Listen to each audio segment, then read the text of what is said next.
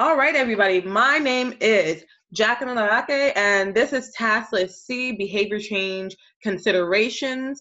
I am an RBT, and I, again, am going to go through Section C of this task list. Hopefully, we're going to rock it out tonight on this Friday night. Thank you guys for coming out.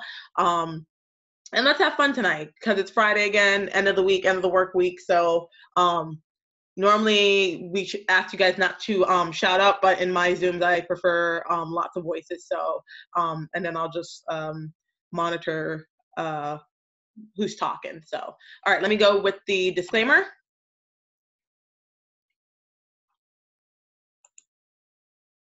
Okay, so our disclaimer is the ABA Exam Academy Study Group was created by and for students to earn their BCBA, BCABA certifications. Most of the leaders and participants are not BCBA, BCABA at this time.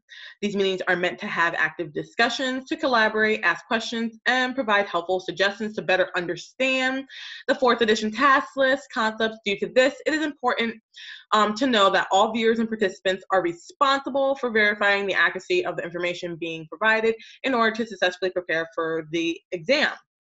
Our ethical considerations are: refrain from sharing any BCBA, BCABA test questions, refrain from sharing any paid resources or specific identifiable client information. During these meetings, if any open resources are shared or peer-reviewed articles or books, please make sure to provide proper credit to the author. Our Zoom Academy guidelines is that we are recording the Zoom. If you do not wish to come out on camera, please remember to turn off your camera. Remember to mute your microphones if you're not speaking. Allow the leader and all participants a turn to speak without interruptions. Please be respectful to others and refrain from using any inappropriate language throughout this entire meeting time. Remember to wait till all the questions and different answer choices are read to give the answer. And again, let's have fun. It's Friday night, so yeah, let's have fun.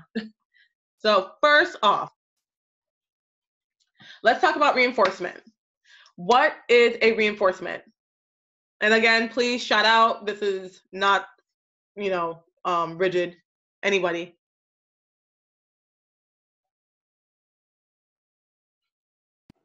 Increases.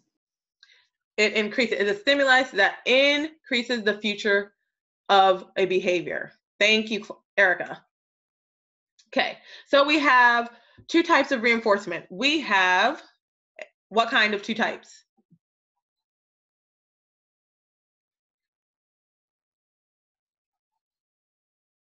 Come on, guys, gonna need your help. Positive and negative. Positive and negative. Excellent, thank you. Okay, so we have positive and negative reinforcement. Let me do this a bit. Okay, we have positive and negative reinforcement. Positive reinforcement, the stimuli is added and it increases the future frequency of the behavior. And then we have our negative reinforcement, which the stimulus is removed and it increases the future frequency of the behavior. Just a heads up, if you see on any questions, anything of presentation, they are referring to positive, removal, negative. So anything that says presentation of a stimuli, they're talking about positive. And like I said, removal of a stimuli, they're talking about negative. Okay, so what are some unwanted effects of reinforcement? Again, please shout out. I'll give you one. We have that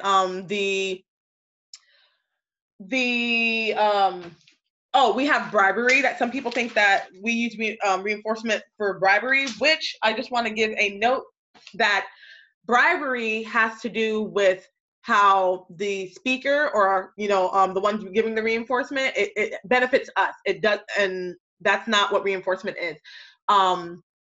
Reinforcement is to benefit the client or the learner. So sometimes you'll hear people say, oh, you use that candy to bribe them to do what you wanted to do. Well, really, no, we're not using bribery at all. Again, bribery has to do with it benefiting us and not the learner. Anybody want to throw something else out there?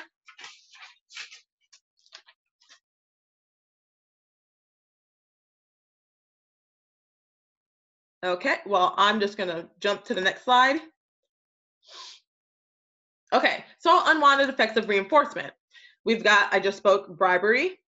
We've got reinforcing undesirable behaviors, shadowing the SD. So that is where the learner becomes so, excuse me, where they become so you know, enticed by us, the one producing the reinforcer, that they're, you know, now they're like waiting for us, they're following us. So if you know Jimmy Jimmy wants that reinforcement of an M&M, more than likely Jimmy's going to be looking for you. So that can be an unwanted effect of reinforcement. Also, reinforcement can be cannot produce immediate effects, because sometimes, what if we tell our students or even our children, okay, now once you clean your room, we're going to go to the park. Now, if we say that we're going to reinforce them with the park, and then something happens in between, then of course now they have to wait and they're being delayed. So now it's not a effect that was immediate for them. So sometimes you'll find some aggression in that in that time frame, because you said that this was going to happen and then it didn't happen. Some desirable behaviors may decrease. So you're so worried on one behavior that you're noticing that other behaviors are now functioning at a lower level. You have reinforcers may be too distracting. Again, this has to do with something also, it can correlate with shadowing the SD, but some of the reinforcers may be too distracting in a sense that, okay, now, again, let's go back to the M&M. Johnny wants this M&M. He's going to be so focused on it that he's not even going to be thinking about what you're asking him. So that they could be a little bit distracting. We also have that they can also lose their reinforcement. I've had students who have, or they can lose their effectiveness. I apologize. I've had students that have, after a while, you know, after me giving them, oh, great job working on that worksheet, here, you get a piece of candy. Giving that candy has like pretty much lost its effectiveness. They don't want it anymore. Same thing with some certain toys, same things with certain other reinforcements. So those are some of the unwanted effects that we see in reinforcement. And if anybody else wants to throw anything else out there, then they're more than welcome to. If not, we're going to move forward.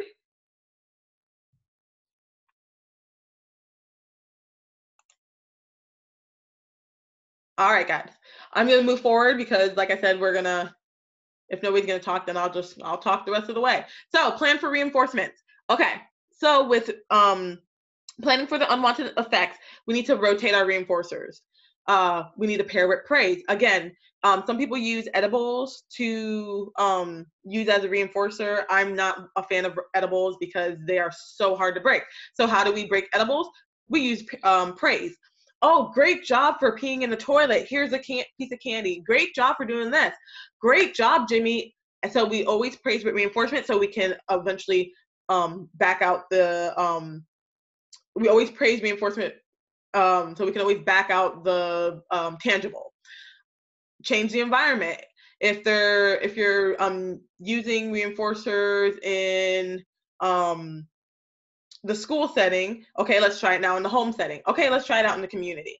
So we need to change the environment, so which is, you know, more or less changing, I guess you can say this, changing the SD in a sense, or changing it to natural environment for these children. And then of course you're going to have proper schedules of reinforcement. We want to make it continuous until we start making it immediate, intermittent. All right. Okay. Again, let's talk about punishment. So, punishment is what? It's a stimuli that, what's the future frequency of the behavior? Decreases. Decreases. Okay. So again, with reinforcement, we have punishment, we have a positive and a negative. Leave that so you guys can see this better. Okay. So we have a positive and negative. So of course, again, with punishment, with positive punishment, we add in a stimuli. It's going to decrease the future frequency of the behavior. With negative punishment, we are going to remove a stimuli, and it's going to decrease the future frequency of the behavior.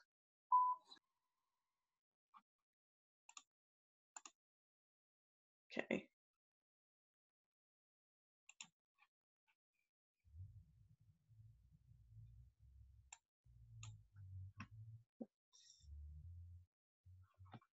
Uh-oh. All right. There we go.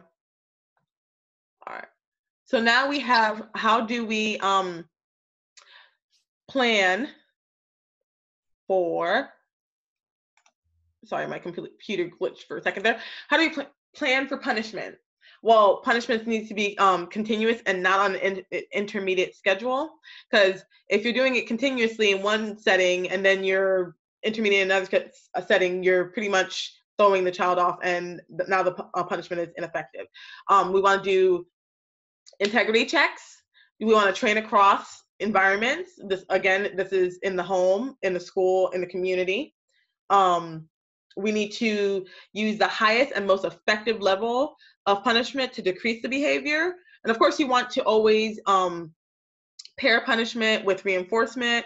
And of course, the general rule is we want to use reinforcement before using punishment. But if we have to use punishment, you want to pair it using differential reinforcement. So this is our DRAs, our DROs, DRIs, what's the other ones? If anybody can throw out the other ones. I said DRA, DRO, DRI. LNH. LNH. There you go. And I believe DRD, but I don't know if that's used a lot. And I don't think it's on the task list. But don't quote me on that. I'm not too sure. Okay.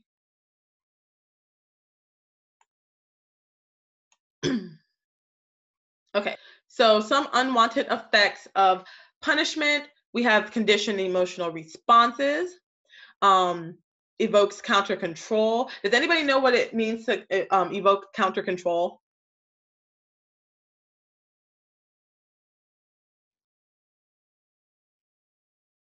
Yes, I do. Okay, go ahead. I looked it up. I think we talked about it last weekend. I think you go for it, Kalia. And I understand it, which is, I've spent all day long studying, and I'm not sure I understand anything anymore. Right.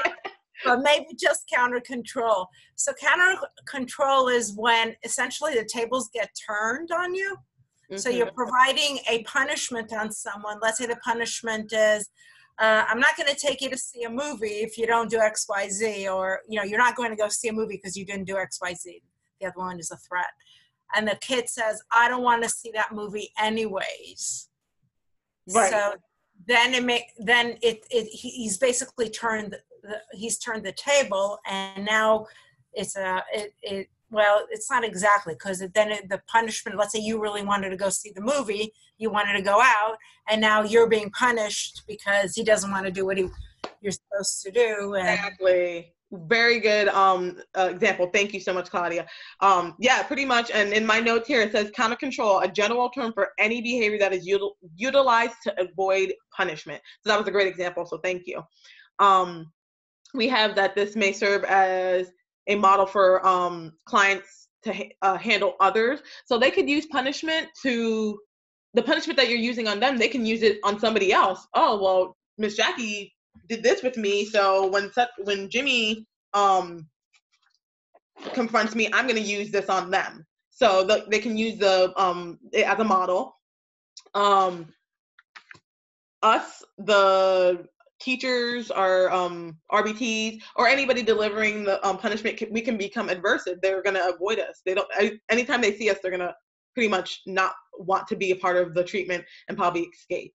So we could become aversive. Then we have an increased use by our caretakers. Again, the punishment procedure, if we put Johnny in a timeout, or mom and dad puts Johnny in a timeout, oh, now every time Johnny gets on my nerves, I'm going to put him in a timeout. So that's one of the things of increased use by the caretaker. It can generalize punishment. It can provide escape and avoidance.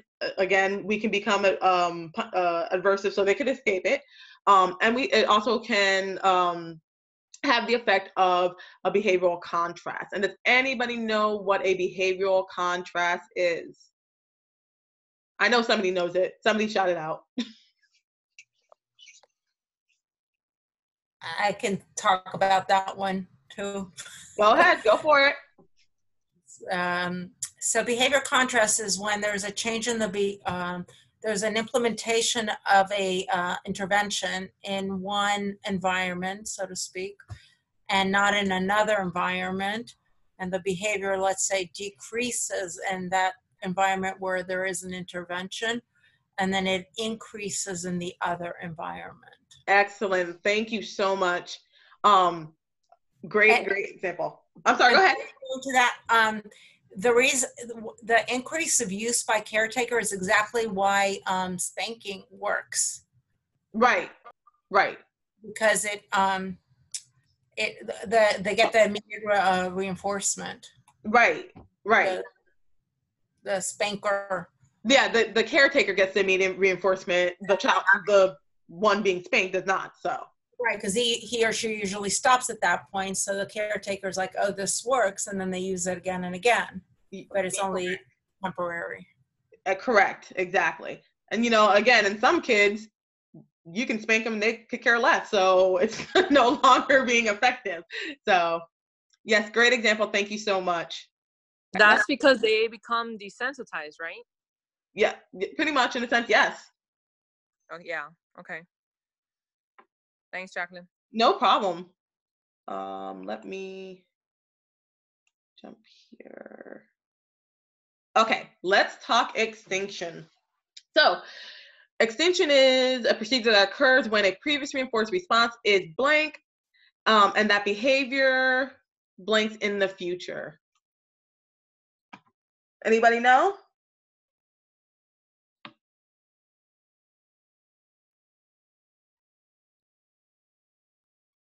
With extinction of previous reinforcement, somebody wrote withheld and decreases.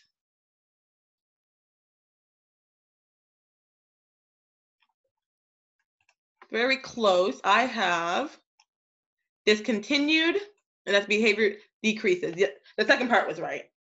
So yes, this is our behaviors that we've pretty much haven't seen in a while. We've decreased it to pretty much middle level in the future. And then of course, we have some unwanted effects of extinction. So what is an extinction burst? Anybody go ahead, shout out again. Claudia, you're good for this. Go ahead. Which extinction burst is right when you've implemented extinction and the learner increases the behavior as a result of that extinction being put into place. Right. Somebody in the chat said initial increase. Okay. It is. It has to do with the intensity and the amplitude, right? The magnitude yes. of the behavior. Yes, it does, Jamie. Okay. And yes, it's immediate and temporarily increases the rate, the frequency, intensity before it decreases. What is instinction-induced aggression?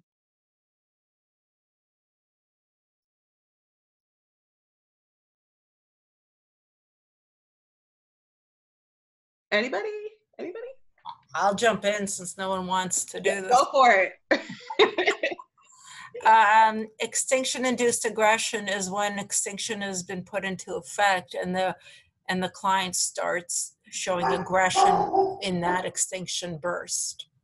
So instead of just increasing in magnitude of that behavior, he starts throwing things or kicking or hitting or what have you. Right. I like to, when I'm studying, I like to use myself as an example when I'm thinking of these terms. So prime example, and you can use me.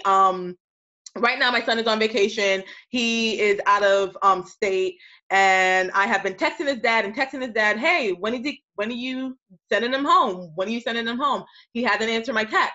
So I keep texting. Then I start getting like really nasty, like, okay, what's going on? Blah, blah, blah.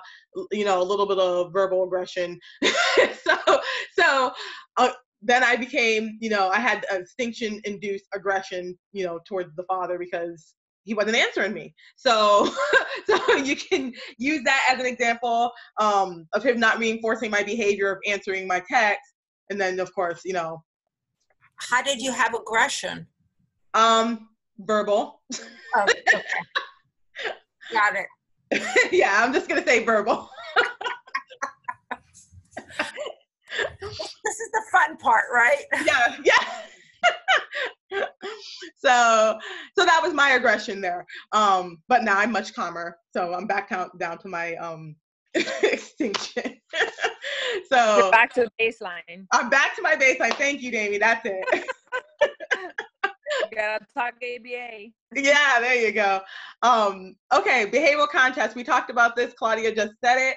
It has to do where we have behavior is extinguished in one setting and it increases the occurrence in another setting. I believe that's how she worded it in a sense. We have this spontaneous recovery. Anybody want to throw out what that is? After extinction has been in place for some time, then all of a sudden it occurs a while after extinction has been put in place. Right. Jennifer, my friend, good to see you. Well, good to hear you. Okay, and we have that it does not establish any alternative or replacement behaviors, because how do you put any replacement behaviors when the child is in the middle of extinction? So then we have resistance to extinction, and we have promotes avoidance and escape, again, like punishment. Excuse me. And does anybody want to like give us a little insight of what they know about resistance to extinction?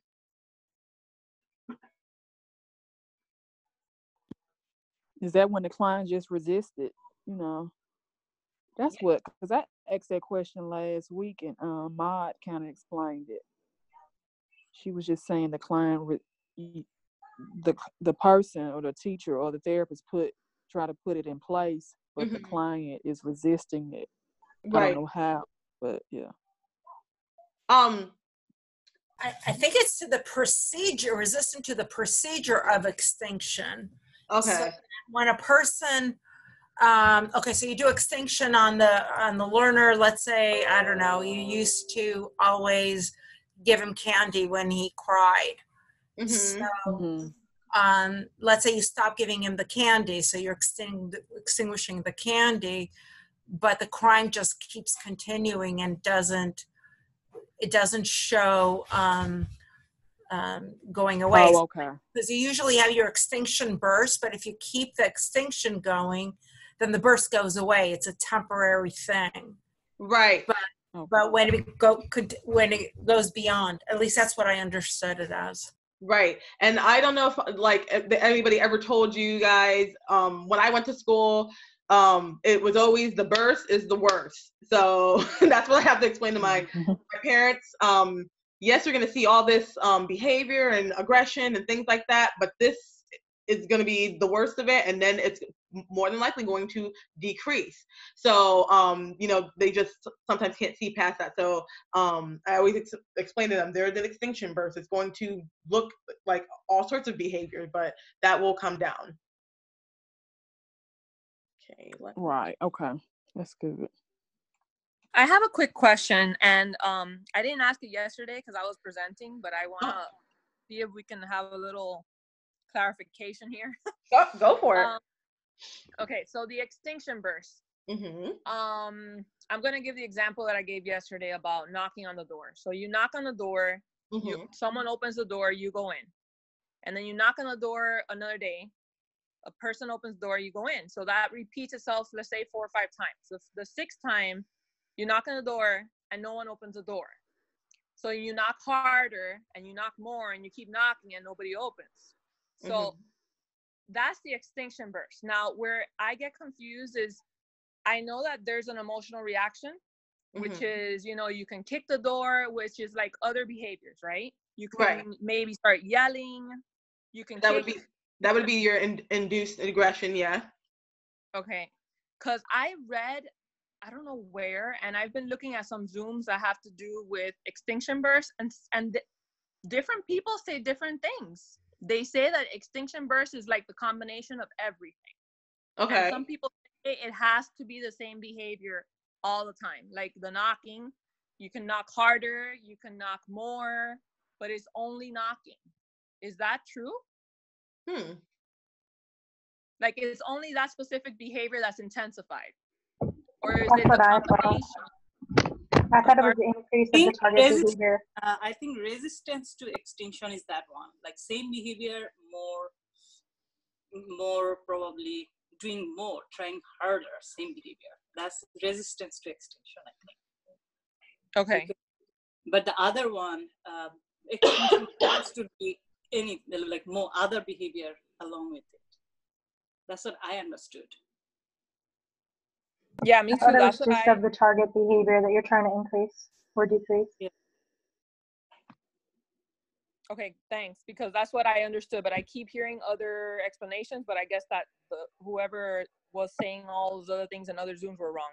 Okay, thanks, guys. I'm looking here at Cooper in the glossary, and it says an increase in the frequency of responding when an extinction procedure is initially implemented. Okay, so it can be more, it doesn't have to be that specific behavior then. You know, I'm looking further. Hold on. Yeah, because this is where it gets tricky. Like if we have a scenario. Go ahead, Damien. I'm sorry, go ahead. No, that's what I'm trying to say. If we have a scenario and they say what I just said about the knocking and all that, and then they say which of the following is not part of the extinction burst or something like that, you know, we need to know what is really part of the extinction burst and what is not. Right. Because the one I have here says the extinction burst immediate and temporarily increases the rate, frequency, variability, intensity, etc. before it decreases. Behavior may change in topography. It changes in topography, but it's the same behavior, right? Correct? But your Claudia just said in Cooper, it says that it's not just that. It can be other. It's an increase in frequency of the response. An initial increase in the amplitude or force of the response may also occur. Okay. Right. But I think that it's like of that behavior. I don't think it's like additional things, but maybe it is. Because let's say, let's play it a little differently, okay? So your kid is used to getting a Snicker bar every time they go to the market, and you decide to say no to them. So they keep asking, and now they're crying for the bar, and now they're throwing themselves on the floor. That's an extinction burst, but the topography of the behavior is different. Right. Well, Ashley wrote aggression if he starts kicking. Ashley wrote in the text, she said, sometimes the behavior that is being targeted by an extinction procedure won't initially begin to decrease and will instead do the complete opposite and actually increase. When this occurs, it is known as an extinction burst and can be identified as a temporary increase in the frequency, duration, and magnitude of the target. And then she put the page or the book that she found that at. Okay. So, Claudia, you were saying something about the crying. Okay, so crying would not be considered induced aggression because you're not hitting anyone, you're not doing anything, but would that be considered an emotional response?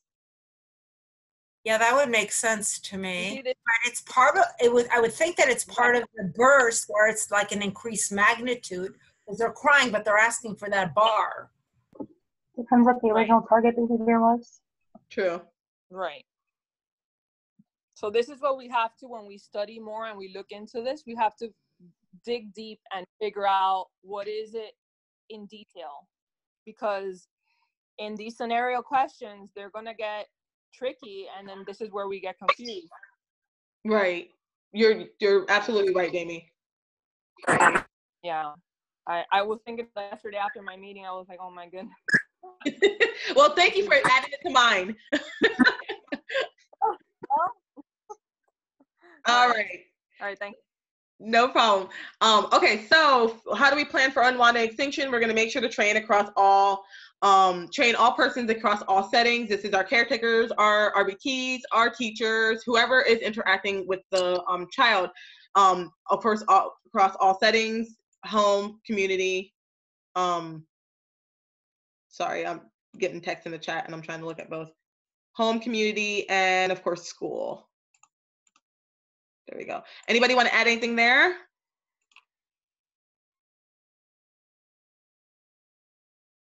I didn't get to see what's in the chat. Okay. Oh, good. Okay. All right. Let's see. Let me jump to. Okay, everybody, I got a couple mock questions. I just gave you guys a warning. I'm not a BCBA or a BCABA as of yet. I'm hoping to be soon. These mock questions were made to the best of my abilities. They were made to have open discussion and may or may not have agreeable answers. As professionals, let's be kind. So I just wanted to throw out a little warning there because it's Friday and I don't want my heart hurt because, I work real hard on these. Okay, so. You got this. You got it. So let's go. Under what stimuli could the unwanted effects of bribery fall under? Reinforcement. Yep, under reinforcement. Good job. All right. Okay, Tony is having a tantrum. He has thrown himself on the ground.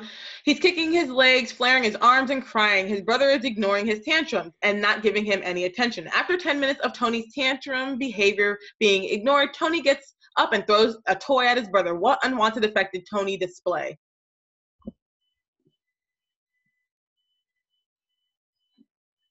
Unwanted effect of extinction is what you mean? Or Yes. aggression? Extinction-induced aggression. Extinction-induced aggression. Yeah. Yeah. There you go. Good job, guys. Okay.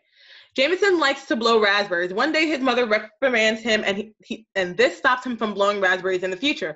After some time, Jameson blows raspberries in class and his classmates laugh. However, at home, Jameson does not blow raspberries. What unwanted effect did Jameson exhibit? Behavioral contrast. Who is that?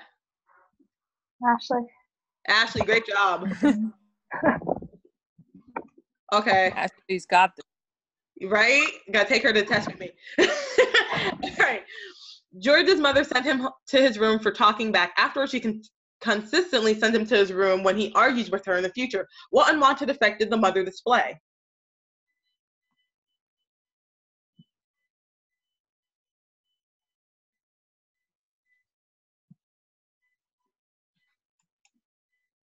Anybody know?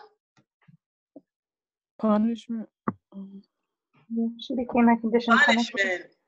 Yes, she did. She displayed an unwanted side effect of punishment.